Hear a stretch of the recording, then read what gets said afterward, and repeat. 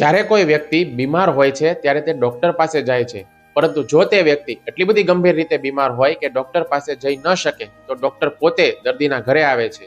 આ જ સિદ્ધાંત ભગવાન પર પણ લાગુ થાય છે.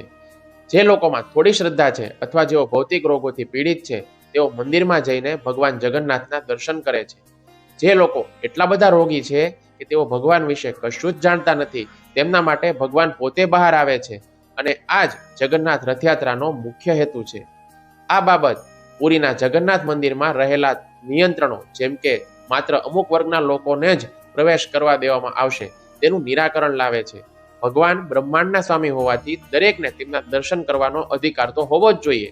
આનું નિરાકરણ લાવતા ભગવાન જગન્નાથે કહ્યું કે ભલે હિન્દુઓ અંદર આવીને મારા દર્શન કરે, પરંતુ જે લોકો અંદર આવી શકતા નથી તેમના માટે હું પોતે બહાર આવીને તેમને મળીશ, જે તેમની અસીમ દયાને દર્શાવે છે.